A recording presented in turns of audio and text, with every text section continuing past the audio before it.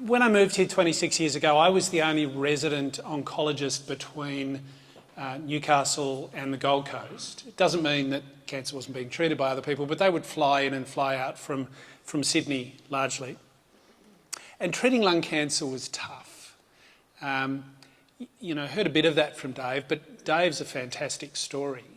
And he's an extremely rare story in treating cancer in the period of time probably before the last 5 years.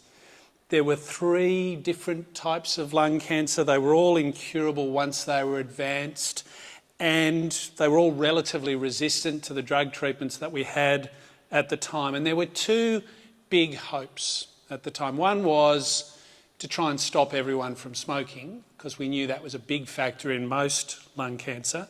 And the other was to diagnose people as early as possible so that you could operate on them before the cancer became advanced.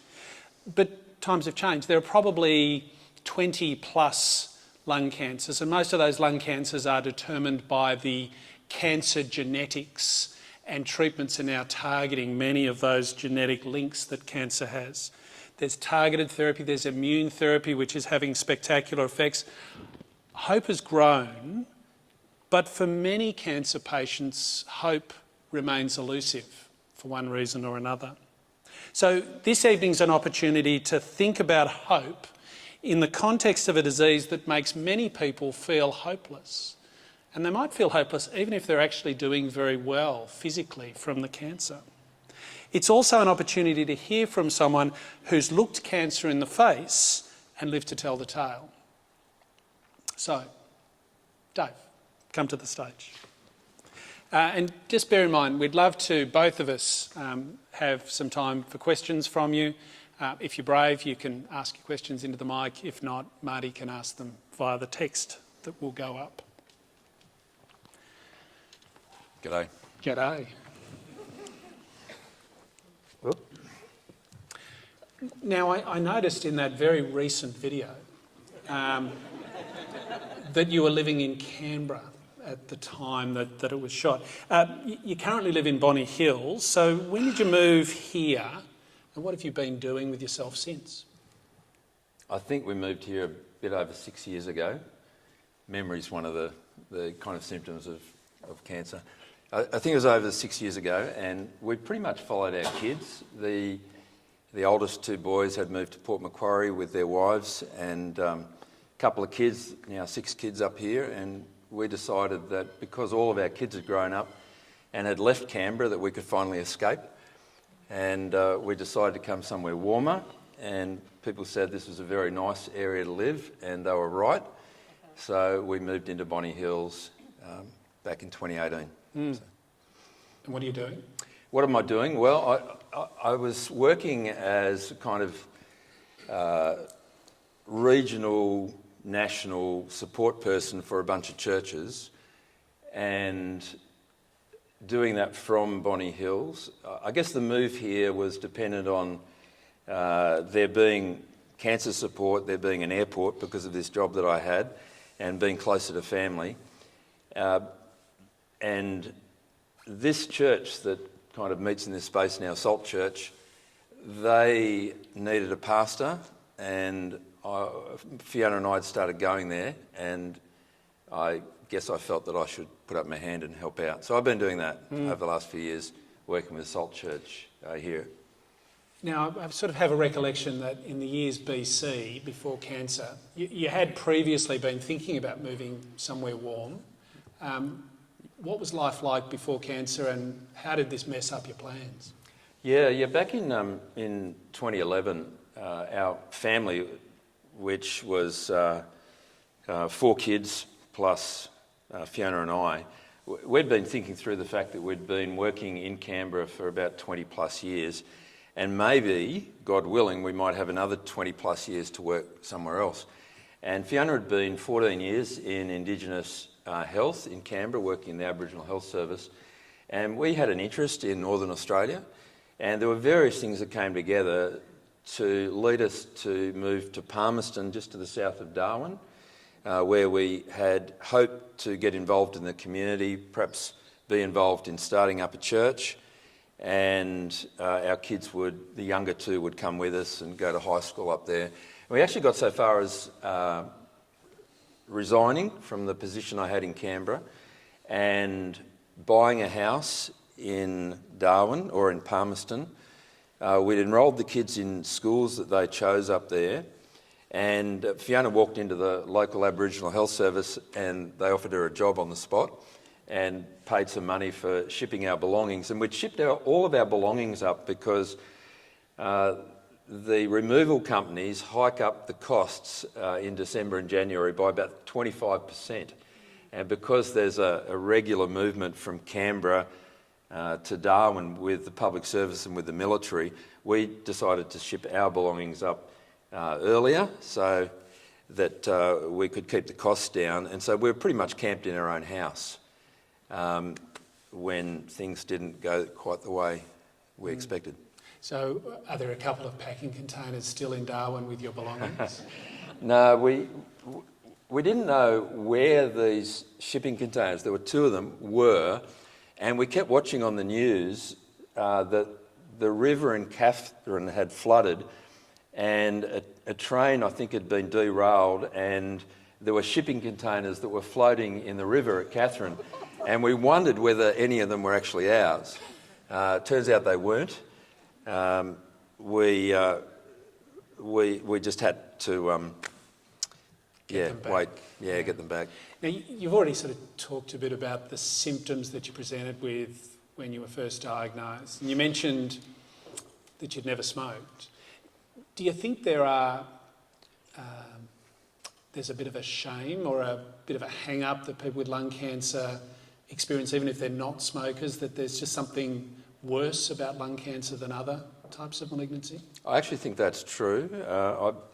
Since I've been diagnosed, I've met with so many people with lung cancer, and the assumption is that you smoke. So the most common question I've ever been asked in telling people that I've got lung cancer is, "Oh, I didn't know you were a smoker," or "Did you smoke?" And it is certainly a stigma factor for people, and I don't think we ask that of other people. "Oh, did you lie too long in the sun, did you? You got melanoma." Or, pick on somebody with another type of cancer. We don't do that so much. But it is changing, I think, and that video that we saw as part of an attempt by the Lung Foundation to inform people, roughly 25% of lung cancer doesn't have anything to do with smoking. So with your family, what effect did the diagnosis have on various members of your family? How did they manage, cope, deal with it? Yeah, well, it was so sudden and so unexpected and such a severe crisis that I think we were all blown out of the water. I can't speak for everybody else because I got taken to the hospital and the person who took me into casualty said to the nurse, "Query heart attack," and they just opened the door straight away and kind of wheeled me in on a wheelchair. And I think that's a good strategy, by the way. So, if you've got a weekend injury playing soccer and there's a lot of people lined up, just say "Query heart attack," you get the royal treatment. Can I just say, one of the senior emergency medicine physicians is here, so he'll see through it immediately. Yeah.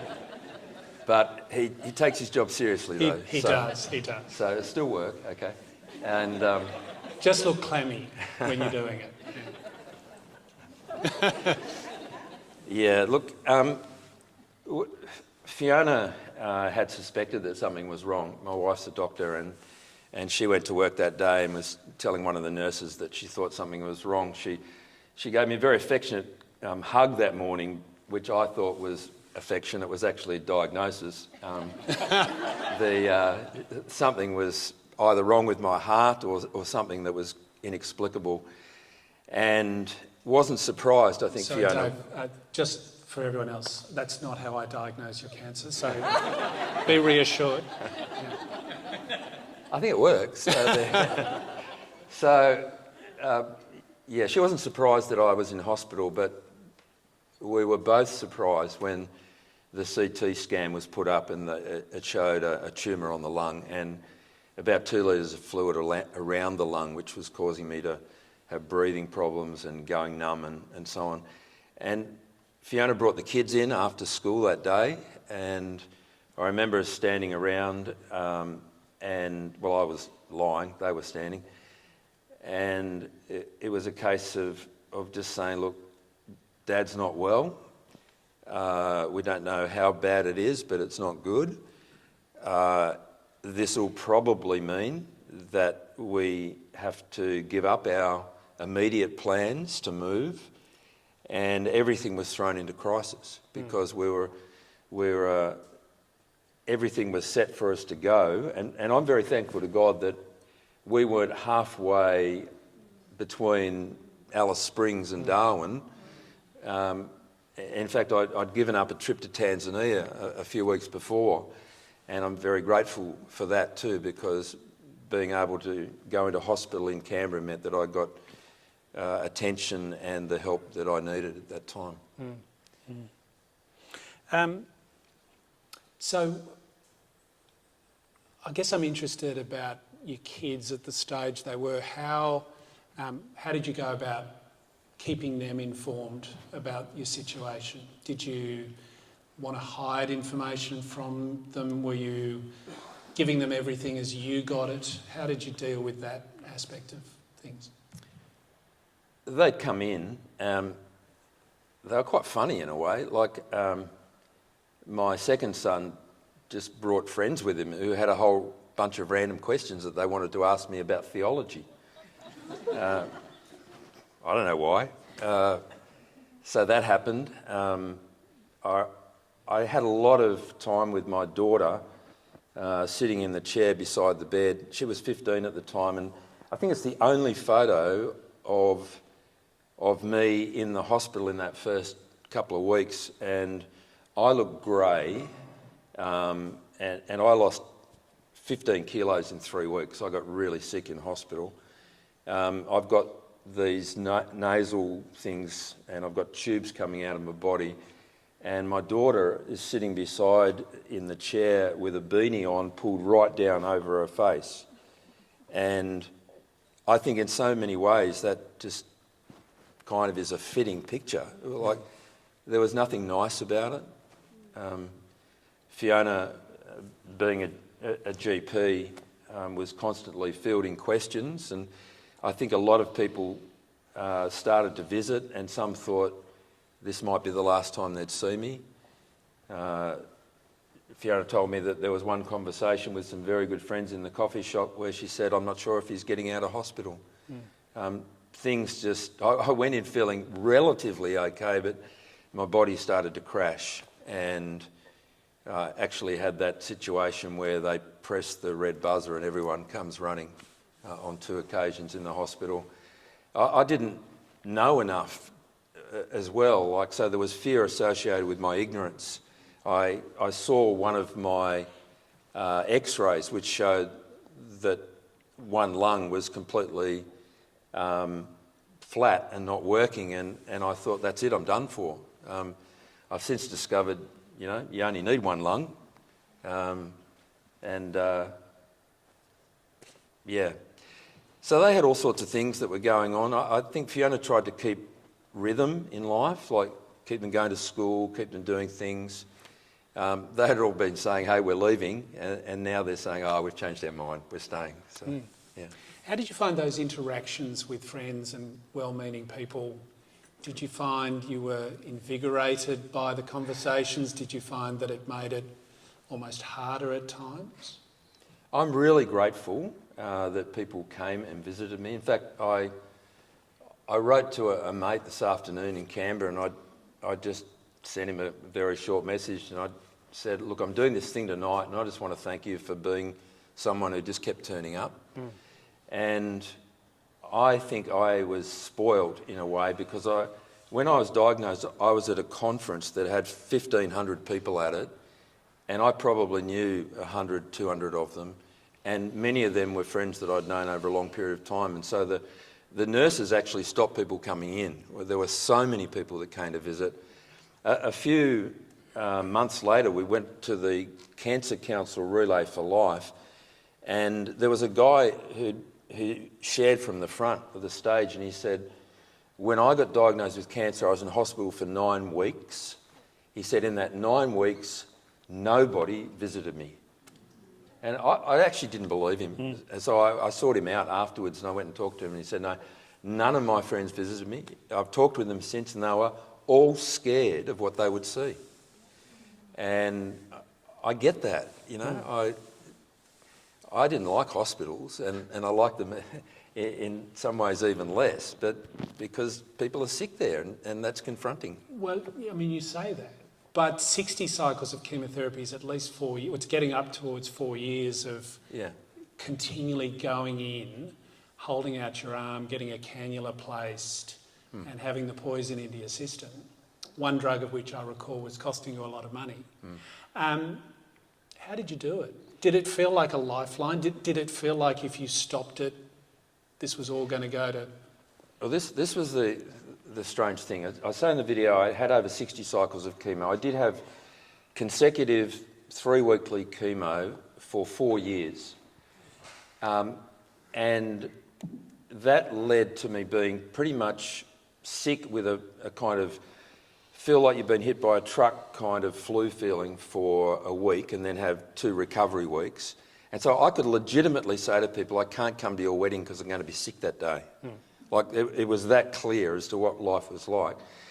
And I got into that rhythm, and I learned to work with that. But I got to the point where if I was driving towards the hospital, I'd start to come out in a sweat, cold sweat. And if I smelt the hospital cleaning materials, I would start to shake and come out in a cold sweat. By the time I was sitting down to have chemo, this is after a year or two, I would have... The best thing was they worked out if they gave me an icy pole, it helped. My T-shirt would be absolutely dripping wet, and I would watch this thing dripping the fluid, and it just seemed like it was going to take an eternity. It might have only been an hour and a half, but I just wanted to rip it out and run. So it affected me not just physically, it really smashed me physically every time, but it got to the point where I just was freaking out from, I guess, the anxiety of facing this thing that I hated. And so at one stage I said to the oncologist, can I have a break? And because I could only get 2 weeks of being able to do anything, but if I had a break, I could get 5 weeks. And that was a lifesaver. And because I was in uncharted territory, he'd said, well, why not? And so I started to look forward. And one of the things that helps people with chemo is, particularly if they know how many cycles they're going to have. So my dad had chemo, and he was told he'd have 6 cycles. He went through the 6, and then he was able to ring the bell saying he was finished. But with me, they said, you're just going to have to do it for as long as you live. So there was no countdown. But by putting in these breaks, which we did twice a year, I could count down to the break. And then after 4 years of doing that, and being told for the last 2 years that there was no evidence of disease, didn't mean I didn't have cancer. It meant that there wasn't a tumour that showed up on a CT scan. I said, look, I want to have a longer break, 8 weeks. And then I decided I wouldn't actually go back and have more chemo unless the scans showed change. And so the 8 weeks grew into 3 months, grew into half a year, 2 years, 3 years. And I'd moved up here, and it was in 2019 that I started experiencing breathlessness and pain and all of those symptoms all over again. Yeah, but you didn't go on to chemotherapy then. So what had changed over the subsequent years, and what did you start then? Yeah, look, I'll tell you a story of 2 oncologists. Right? An oncologist walks into a bar. No, sorry. So there's... with a rabbi. Yeah, with a rabbi and the Pope, yeah.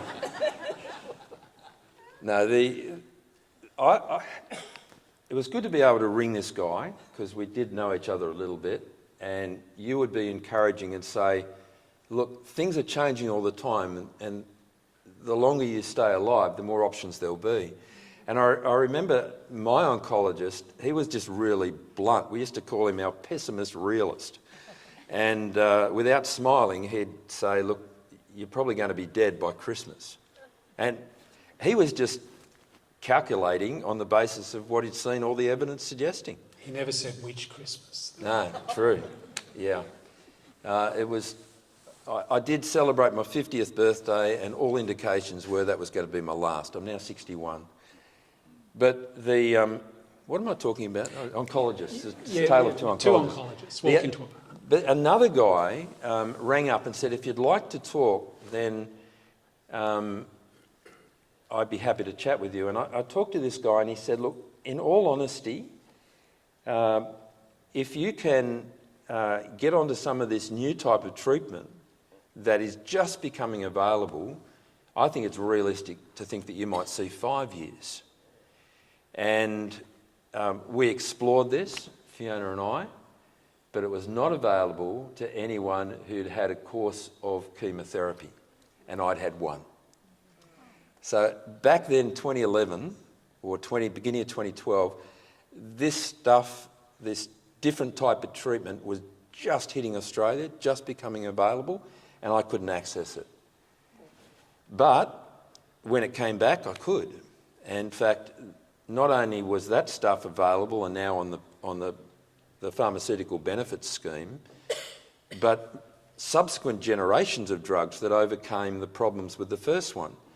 So the first one wouldn't stop cancer going into your brain, but the second drug crossed the blood-brain barrier so that it would help people who got brain tumours. And I was able to go onto a drug for, at the time, $40 a month, when the packet said 6,845. So thank God for the PBS in Australia. The first treatments we had were like that, 7,000 each time. But I've been on this drug now every day for just under 5 years.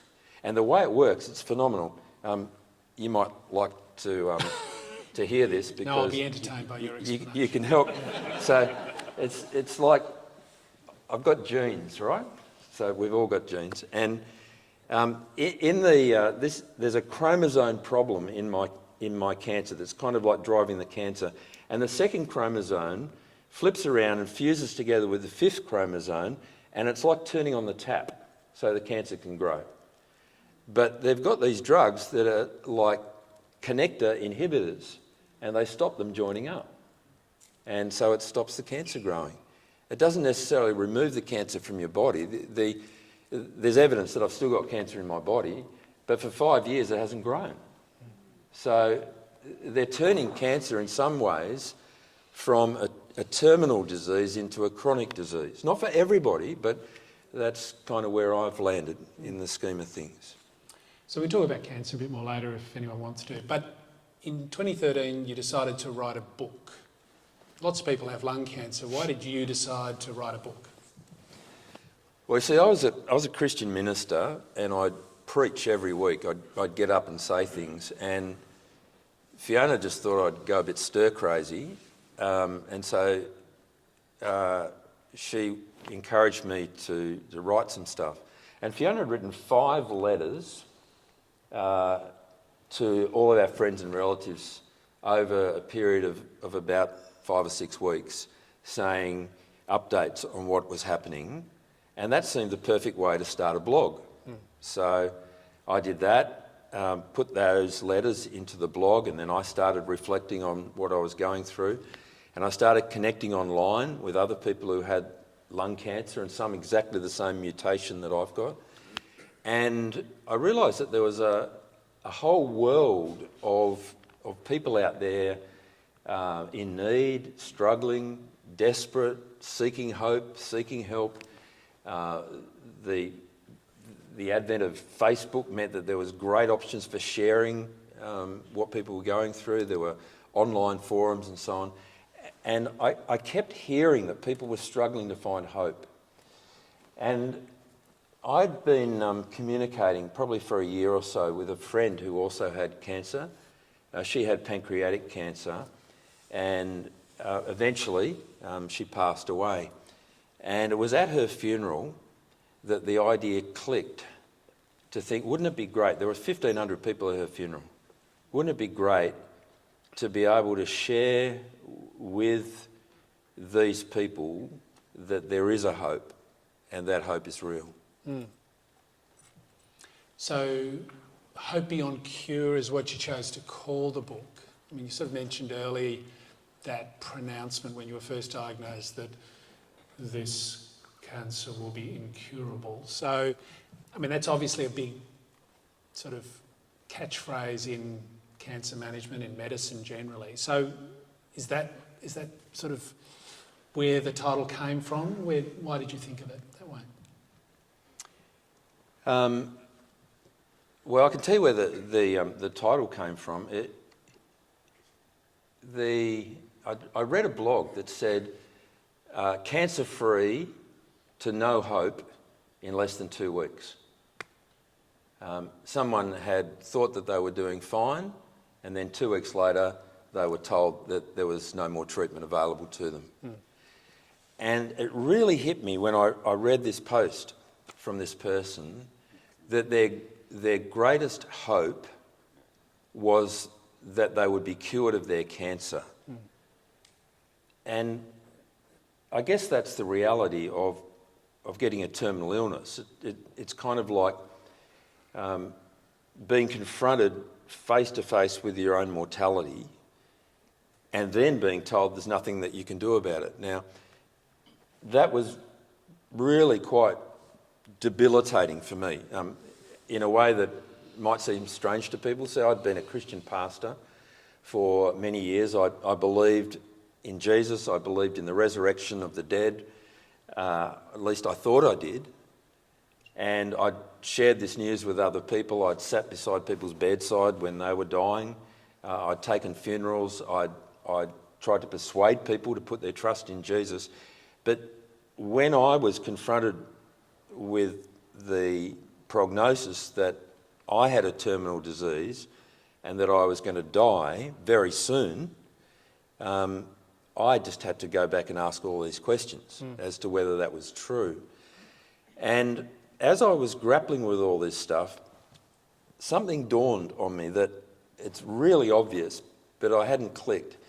And that is, there was a sense in which being diagnosed with a terminal cancer prognosis wasn't anything new. I already had a terminal diagnosis. And so does everybody here. Like, we're actually born with it. And that, I'm not being flippant like this, because what I was coming to grips with was the fact that, yes, we could be cured of cancer, and my prayer was that I would be cured of cancer and that so many other people would be, and that one day it would be one of those diseases that you look back on and go, gee, that was horrible back then, and I can't believe we possibly filled people with these chemicals that just made everything even seem worse. But the reality would be that even if we survive cancer, one day we're going to succumb to something else. And my grandfather had cancer at 50, but he died of something different at 91. My father has now had 2 bouts of cancer. There's no hereditary with this. They're all different. I watched an ad for the Cancer Council's biggest morning tea just before I came here this evening, and they said every person in Australia's life is going to be touched with cancer. Everyone. And the stats are that 1 in 2 people will get cancer by the time they're 85. And therefore, we've got to confront this reality that we're facing our own mortality, and I think I wanted to explore that and dig into that with people.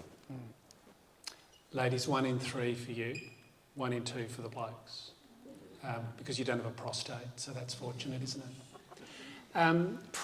So do you think you lost hope and had to rediscover it Yeah, in a way.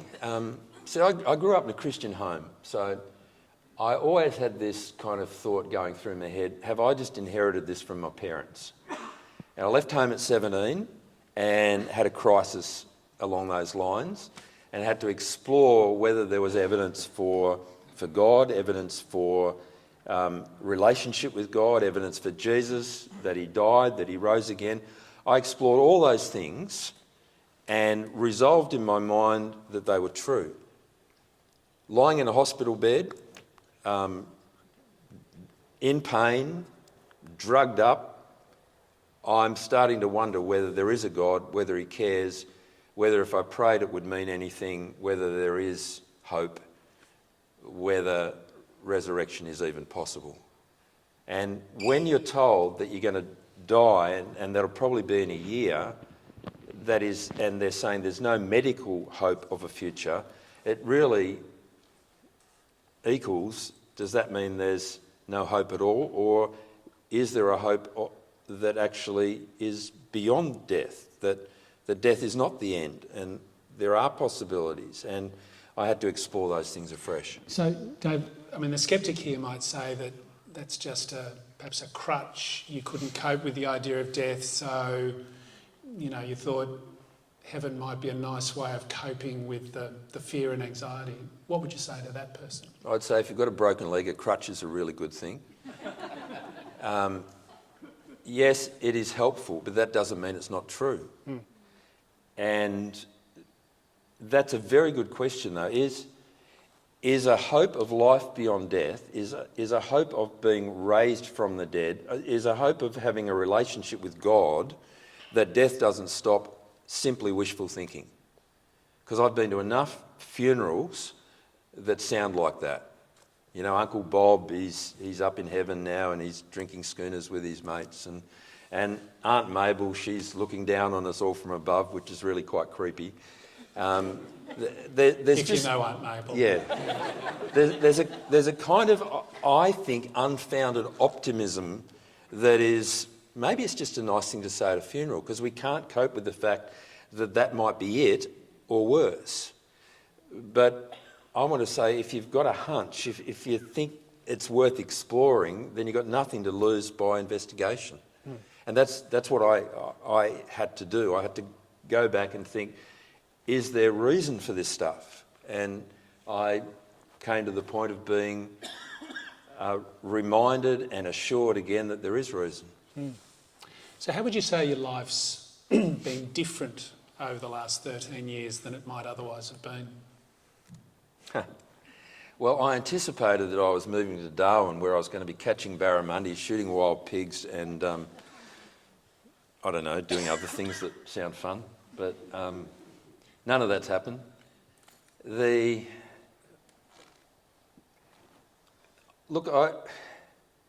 funny. I've got another friend who says they wouldn't change what's happened to them because it's actually helped them to recognise some really important things about life. I would like to have learnt all those things without having to go through anything. But that's not the way life works. Yeah. And I think that God has enabled us to trust him and to work through all the crises that we've been confronted with, and that, we didn't anticipate the journey would be this long. We're very thankful for life, for more time with family, and opportunities that have come with this. But one of the things that I would say is a blessing of living with lung cancer now for 12 and a half years is being able to encourage and support and offer hope to people who are going through tough times, particularly cancer and particularly stage 4 terminal cancer, which is what I was diagnosed with. And I don't think that's something that I would have signed up for. So if God had said, look, Dave, I know that you think I want you to go to Darwin and plant a church, but in reality, I want you to reach out to people who've got cancer. And now, you're going to have a little bit of credibility to do that. So I'm going to give you cancer, and not one of those simple ones that you can get early and get rid of. I'm going to give you one that's got the highest rate of mortality of common cancers in Australia, and I'll give it to you at stage 4, and I'll make it a cancer that's got a lot of stigma associated with it as well, even though, ha ha ha, you're not a smoker. I would say you've got the wrong guy. It's Begbie that you want. Like that's because he knows all about cancer, right? He'll pull it off much better than me. So, but look, the reality is so many opportunities have come up, and I realise sometimes that we don't have serious conversations about weighty things. It's just not something we do. I remember I was on my way to see a specialist in Melbourne, and I sat in a coffee shop, and it was late in the afternoon, and the coffee machine was shut. The guy was just packing up chairs, and he sat down beside me. He said, "So, what are you up to?" And I said, "Well, I'm walking up the road there to this cancer hospital," and that just led to talking about what I was going through. And we sat there and we chatted for about 20 minutes. And at the end of that, he said something to the effect of, like, it's a real shame that you've got to have crap like this going on in your life before we have these deeper conversations. And it is a shame, but hey, that's a positive as well, that we can talk about meaningful things, and tonight's an opportunity. So there'll be people here who've known friends, relatives who've had a disease like cancer for a relatively short period of time, and you've had 13 plus years, or 12 and a half plus years. Why you? I mean, did you do anything right with the choices that you made? Are you more important to God than the next person? Why do you think you've been given such a prolonged reprieve? I have absolutely no idea. I really don't. I'm very grateful for the medical technology. I'm grateful for the care and support of Fiona and medical people and all sorts of support that's out there. I don't know why I'm still here and why other people aren't. I've made so many friends on this journey whose funerals I've been to. People who've been diagnosed after me and died before me. People who are younger than me. And I don't have a reason for it. I think, though, it gives me a sense of thinking I want to use the time that I've got as well as I can. And I used to do a lot of blogging on a blog called Macarisms. And my name was Maca, and Macarismos is a Greek word meaning blessing, and I wanted to write things that would be a blessing to people. And the tagline that I put on that blog was learning to number my days. And it comes from Psalm 90 in the Bible, where Moses actually writes, "Teach us to number our days that we might have a heart of wisdom." And I think when, midlife crisis is like that, right? You think, I've lived half my life and now I'm having a crisis because I know that time's running out. I'm not sure I know that yet. No. Well, a terminal illness is like a midlife crisis plugged into an amplifier and turned up to 10. And so it's helped me to think about what I do with my time. And I can still sit binge watching even Netflix and wasting away the time, but I'm much more conscious, I think, of the things that matter. So as we're sort of coming towards the time when you guys would have an opportunity for questions, have you got anything you want to say to people who have personally struggled with sudden illness or tragedy, about how you might encourage them? If you're in that situation and you feel alone, please reach out. Please find someone and share with them and talk to them. And if there's nobody that you can think of to talk to, come and talk to me. I'd love to help put you in touch with people, or perhaps be able to give you some encouragement myself. I think hope's an interesting thing. When you feel hopeful, you're more likely to look for reasons for hope.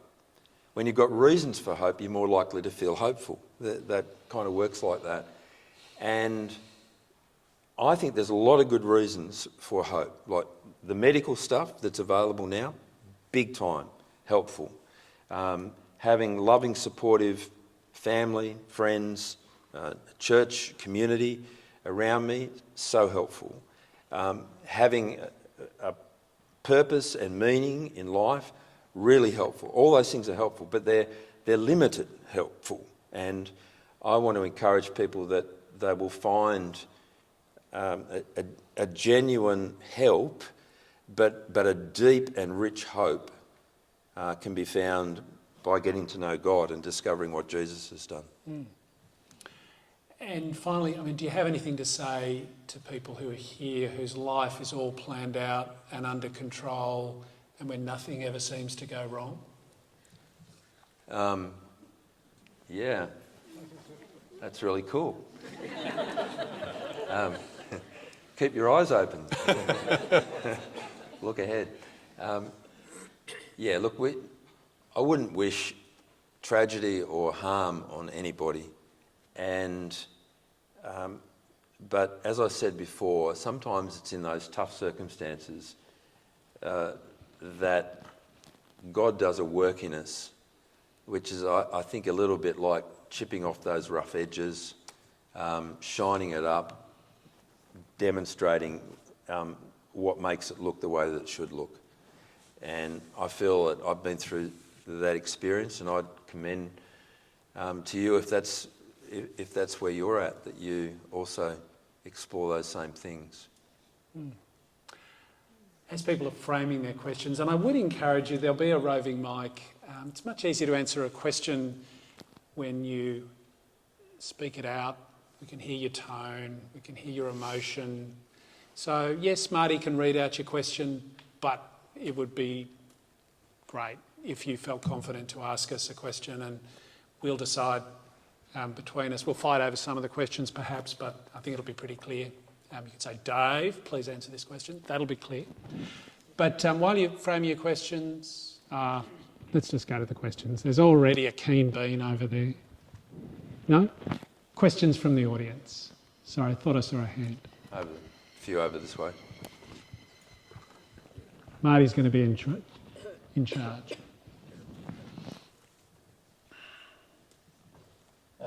need to stand up at all. You're tall enough. Yeah. The struggle I've had is that I've made months into some treatment, and feeling like a patient drives me insane, because it just feels like you're always waiting to be sick or whatever. Since you've obviously been doing it for a long time, how did you, or how do you get away from that sort of feeling?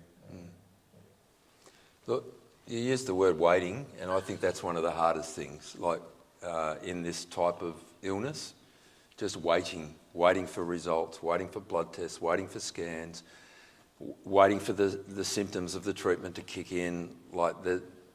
There's a horrible rhythm to life that requires significant patience. One of the things that I'd say is you cannot live 24/7 in the land of cancer.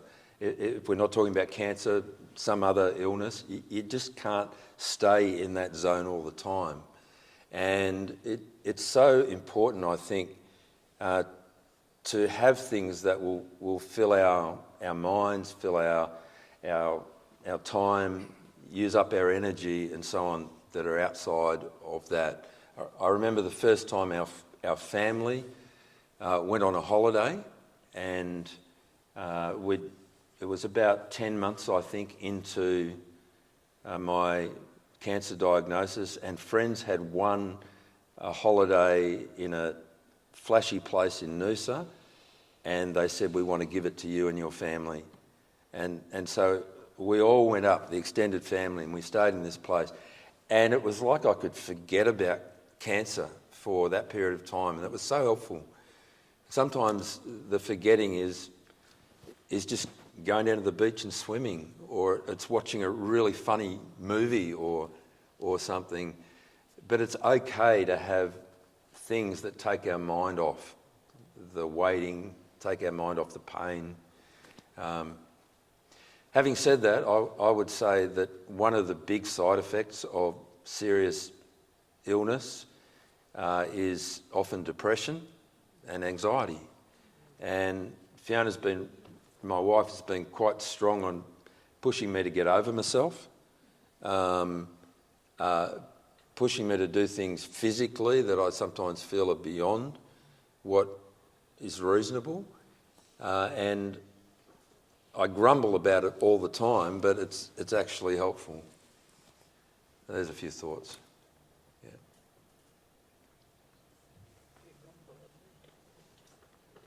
Chris.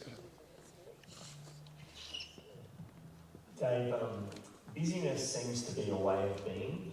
You know, you ask somebody, how are you? And they say, oh, I'm busy. Do you view busyness now, post-cancer, and numbering your days, I'm picking up on that idea of numbering your days. Do you view your own busyness now in a different light compared to before cancer when you thought you had maybe another 30 or 40 or 50 years? I have at times. I think I've got a bit frantic, so that when I was in hospital, everyone I wanted to stop and tell them that you need to find out about God and respond to him straight away, because this might be the last time I ever see you. And then I see him again. So that kind of, it kind of calmed down after a while. I have, a lot of our faults and foibles we carry with us through different circumstances. So there was a feeling that I had that, actually I think Fiona shared with me one time, I was speaking at this conference about going up to Darwin and planting a new church, and I was the poster boy for, you know, not hanging up the boots in middle age but doing it again. And Fiona worried that I would be interviewed and it would be a pride problem. And then shortly after that I get cancer, and the next year this conference was on, they wanted me to go up the front again and talk about how I had been humbled. And so I got up and I was so proud of being able to say how humble I'd become. And it's just, you know, you can twist anything to make it bad. And I'm still dealing with the issue of busyness. So there's just new ways to fill up your life. And I do a lot of coaching of people who are pastors around the traps, and it's one of the things that we talk about nearly all the time is how do you find good margin? Because you just don't want to fill up everything so that it's crammed at the edges. Nothing works properly then. You need space, you need time of rest, you need time of relaxation and refreshment, and you know, we're creatures. We need to sleep, we need to eat, we need to exercise, and all those things are true.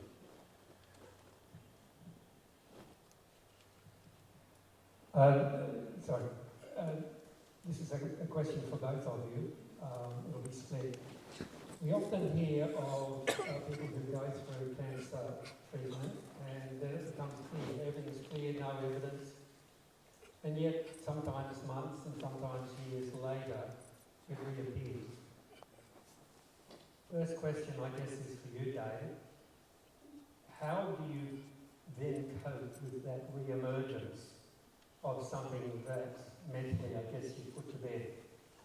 And the second question, I guess, is for you, Steve, and that is there a common reason why it reoccurs when scans and every other evidence seems to indicate that it has gone and disappeared? Well, I can just share my experience of it coming back. So it's 2013 that they said I had no evidence of disease. Kept going with the chemo for another 2.5 years, and then a couple of years of no treatment at all. We're up here, and various things are going wrong. They ended up doing a biopsy of my lung under guided ultrasound, and found out that the same tumour was there, the same subtype, and it had come back. And I remember I was in Sydney doing a course.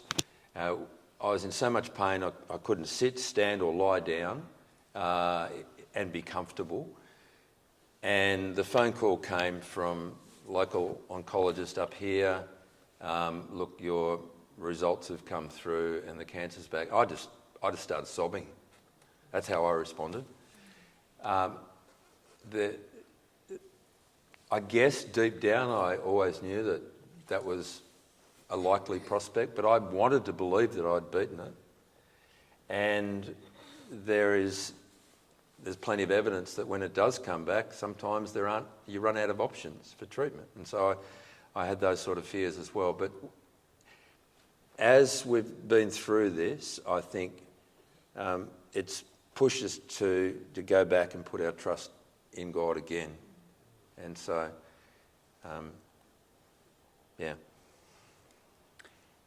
I'll often talk to patients about rabbits. So, rabbits were a problem, and then some clever person came up with myxomatosis, and then rabbits weren't a problem, and we thought maybe we'd cured them. And then suddenly resistant rabbits were everywhere. And then some clever person came up with calicivirus, and then there weren't any rabbits. And then there were resistant rabbits everywhere, and we don't bother with those anymore because every rabbit that you see around Australia is resistant to those two things because it's the survival of the fittest rabbits. And we don't currently have a cure for rabbits, so we just wait for the next thing that will work. And we don't control the cancer as effectively as we need to in a large number of situations. If you have 10 million cancer cells and you drop it to 100 cancer cells, given time, those 100 cancer cells can relapse. So you've gone into a remission, dropping from 10 million to 100, and that remission can last for a long time, but eventually those cancer cells will double and double and double, and that's where you get a relapse. And that's where the limitations of cancer therapy are. They're getting better and better, but so many cancers we haven't worked out how to get the cancer down to zero. Sometimes we can, but often we can't.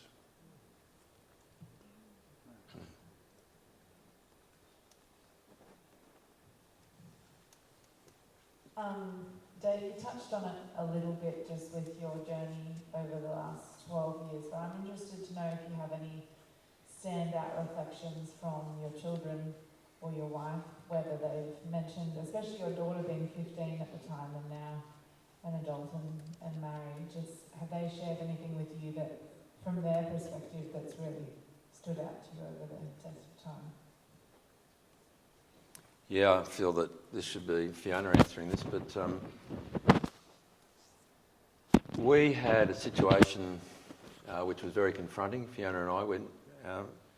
It was just after we moved up here, and we were down in Katoomba in a car, and I think there was somebody else in the car with us, and they asked us how our kids had coped with the cancer, and we said extraordinarily well.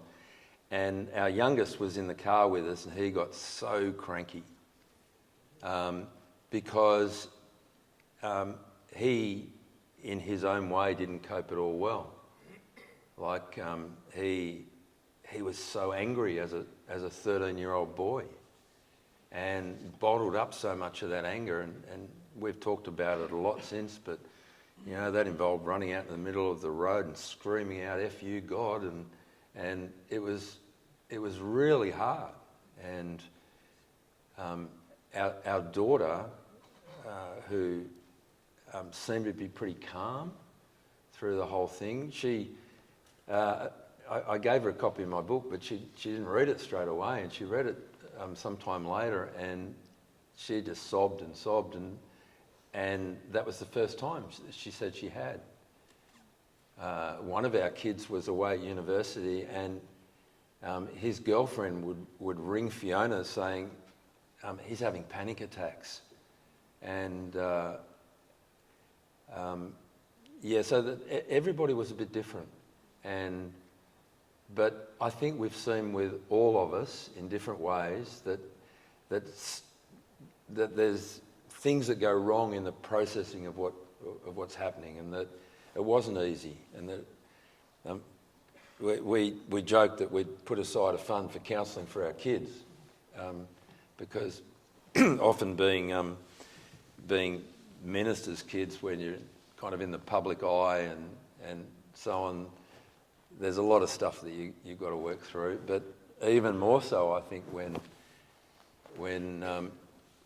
your dad's coping with this, and because it happened during this conference that 1,500 people were at, it was like everybody knew about it in the Christian world, like that community. And then with blogging and whatnot, and then with the book, there was a little bit of here's the public cancer patient. Like most people struggle with cancer in a fairly private context. But for good or for ill, it became very, very public, and I think that had an impact on our kids. That's, still working that out. Yeah. I've got a text question for you, Dave. Maybe Fiona may want to even chime in with an answer too. What were the most helpful and comforting things that friends said and did when you were first diagnosed? Yeah, look, can I say the opposite as well? Some foot and mouth disease things. There was one guy that I was, when I got well enough to be able to go for a walk with this fellow, and I was talking to him about the cancer, he just launched into talking about how his cat had horrible cancer, and then took me through the details of how it died. And now this guy was a Christian pastor too, very sensitive. So don't do that sort of thing. One of the problems I think that we have is we think that we need to respond in some way. We need to say something, and often just being present and listening is what's needed. And sometimes people came in and they had encouraging things to say. Like I got some cards. The church that I'd been involved with sent in so many cards. Like I didn't even read them all till later. People were dropping in, as I said, lots of people. There was one guy, he was actually I was a chaplain to the Brumbies Rugby Union. He was the coach, and he came a few times, and each time he'd smuggle in ginger beer. And for some reason, I just needed ginger beer, and little things like that were helpful. But it's interesting, when you're... sorry, mate, you can have a go in a minute. But when you're visiting someone in hospital, like you might go in 1 week and then go in a few weeks later, if they're in there for a long time, and think that you're visiting pretty regularly. When you're in hospital, a day can go by and you don't see anybody, and it's really different. And I think a key thing to be helpful is just to be present. You don't have to know what to say. In fact, the perfect thing to say if you don't know what to say is 6 words. I don't know what to say. So we're a solutions culture, and we're busy. And so what we do when we visit people is give them a solution. Friend of a friend of a friend of a friend of a friend did this. You should do this too. I've solved your cancer problem. I've got to go and do something else. That is not what people need. You know, they have therapists looking after them.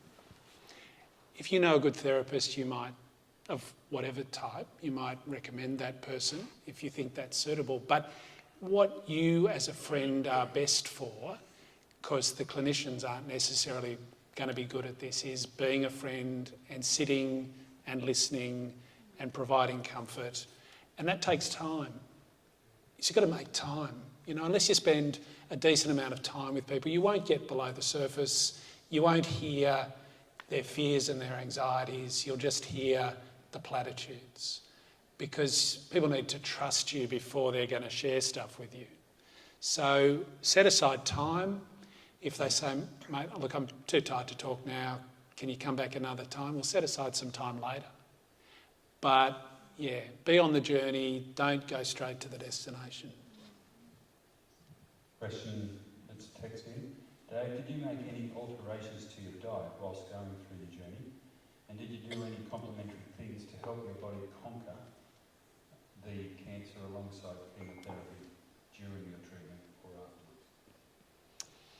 Yeah, I went on an exclusively chocolate diet, and that's the secret of my success.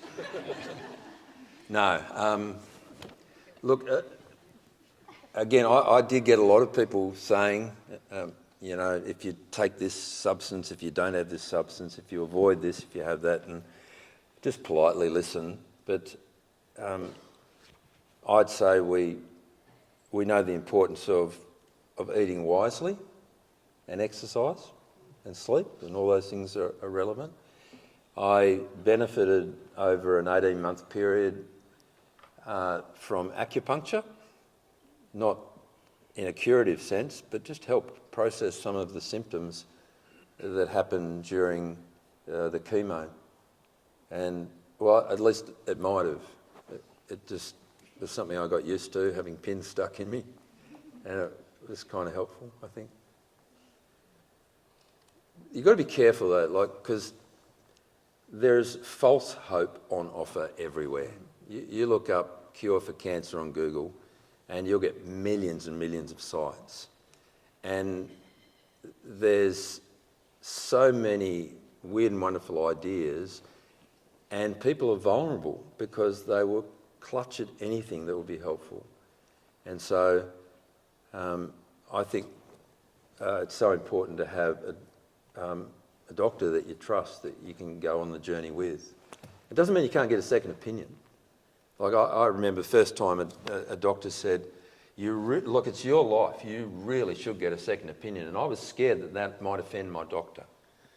And I actually raised it with the doctor. He said, no, we do that all the time. I'm giving second opinions for other patients all the time. And it makes good sense. And Fiona was able to track down a world specialist on my mutation, the subtype of cancer, at the cancer hospital in Melbourne. And so we had a phone call with him early on. We've had 2 or 3 visits down there. And that's with full understanding of our local oncologist, who thinks that's terrific. Because they would probably refer to him as well for this particular thing. So don't be afraid to... Is that okay? Get a second opinion? Yeah, and So he just gave me a second opinion. what I've learned is that you just need to know the person who's in front of you. You need to know your friends. And if you're a one-size-fits-all friend who gives the same advice to everyone, then you're not listening. If I'm a one-size-fits-all doctor who gives the same treatment to everyone, I'm not listening. We need, with our friends, to actually work out, this is not about me, this is about them. What do they need? They may have a personality that loves accumulating different opinions and loves meshing those opinions. They may be the sort of person who wants to be exclusive to the one opinion. They feel comfortable in that opinion, they trust that opinion, and if they see 2 or 3 other people, you're just going to confuse that personality type. So know your friends, know what they need, and help them with what they need, rather than what you think they need, what you've decided would be best for you, because they're not you.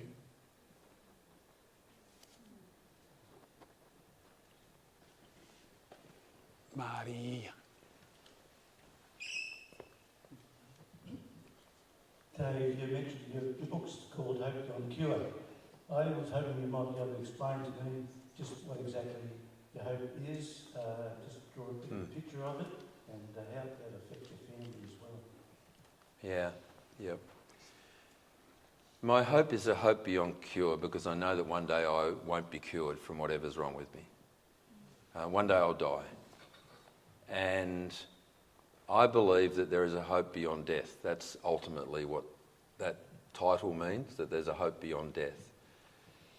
That there's more to this life than we experience day to day, that there is something transcendent, and that we can know that there is a God, because that God has come to earth and he's made himself known in Jesus Christ. And we've just been through Easter, and probably that, if I focus on Easter, that's the easiest way to explain. That Good Friday talks about Jesus dying on a cross, taking our sin, which is our rebellion against God, and paying the price for it. Instead of me, It's like I put it on Jesus and he pays the price for it.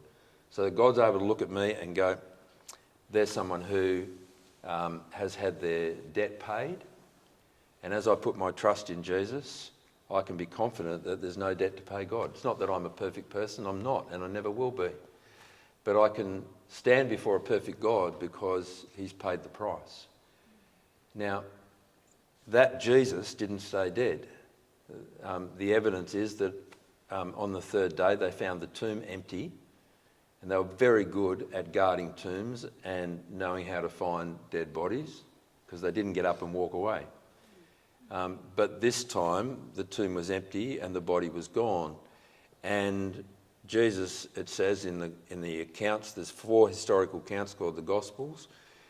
There's another account in a letter that the Apostle Paul wrote called 1 Corinthians.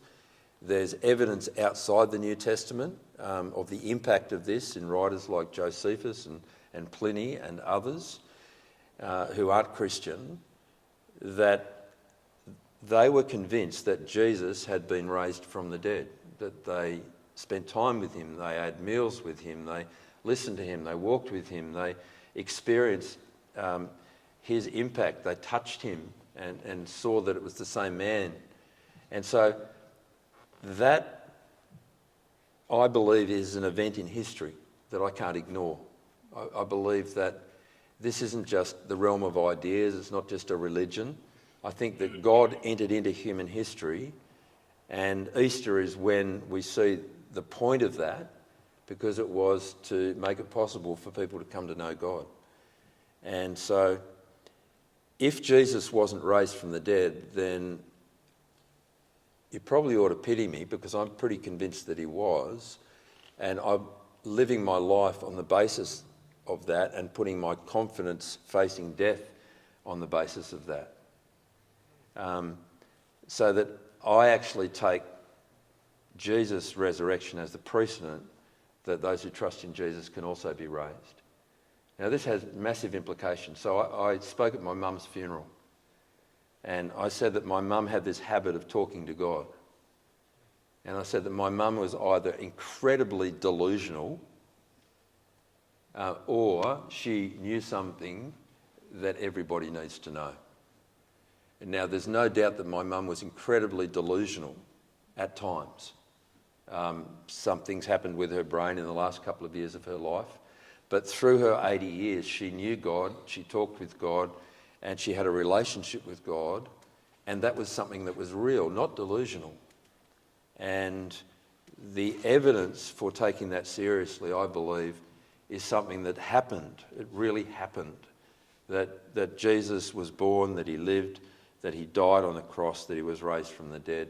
And the Bible kind of places that before us as the basis for confidence, that there is a hope beyond cure, that there's a hope beyond death. Thank you for your question, the Honourable Member of Lorne. David, you've partly answered this question in what you've just said, but you've touched on this a bit. But despite being a Christian, were you ever truly afraid of dying? Or what would you say to someone confronting the fear of dying? That's an interesting one. Look, I imagine that lots of ways you can die hurt, and some of them might hurt for a long time. So there can be a sense of fear about that. I used to pray an awful lot that I wouldn't die because I rode a motorbike. But I would say when this cancer thing happened, it wasn't the fear of dying that troubled me, it was the grief of loss. And loss that others would experience. I'll share one story. I mentioned it in my book. That is, it was soon after I came home from hospital. It was after Christmas. The next door neighbours had got a badminton set for Christmas, and they'd set it up, and they were laughing and they were hitting it backwards and forwards, and everyone was having fun. And I suddenly found myself just weeping uncontrollably because I thought, I can't do that. And I'd been in hospital and things had gone wrong before, I'd had different diseases as a kid. I'd broken bones, falling off bikes and playing sport and different things. But I always expected to get better. Now I was being told I wasn't going to get better. And so there was a lot of grief associated with that. And grief for the family, that they grew up without their dad. Fiona would not have a husband. I mean, pretty heavy thoughts. We've got about 5 minutes before we wrap up, and everyone's very much welcome to hang around, please. Plenty of food and drink over there. Here's a question. Thinking of the reality beyond cancer, a favourite Bible verse to bring true comfort? Just to put you on the spot. Yeah. So many. One of the Bible verses is in a letter written by Peter, chapter 1 and verse 3. And he talks about having an imperishable hope.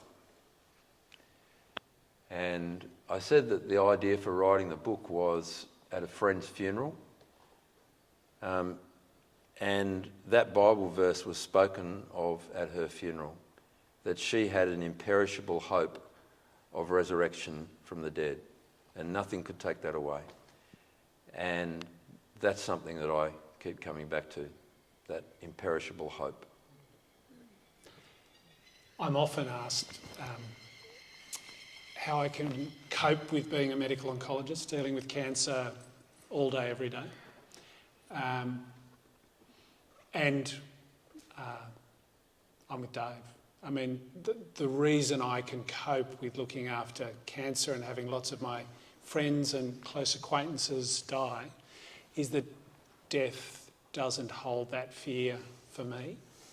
And I mean, I just love going to 1 Corinthians 13 and being reminded that it's all about Jesus' death and resurrection. And without that, we may as well not bother with our Christian faith, because it means nothing if that has not happened. And so to have a faith that at its very core is about conquering death means that you can deal with death, and it can be about helping people to live longer and live better. But it's not a battle between you and death. I can't conquer death. Only Christ can do that. So I'm just there with people, doing the best I can during their life, which will end in death unless they trust in Jesus and their lives are safe with him. So, yeah, I mean, I think if any of you have questions for Dave or I afterwards, we'll both hang around. It may be hard for my car to find my way back to my new house. It'll probably veer off in a strange direction, so it's probably better if I stay and think about it for a while. Yeah, it's been a pleasure to be with Dave and a pleasure to be with all of you. Thank you. We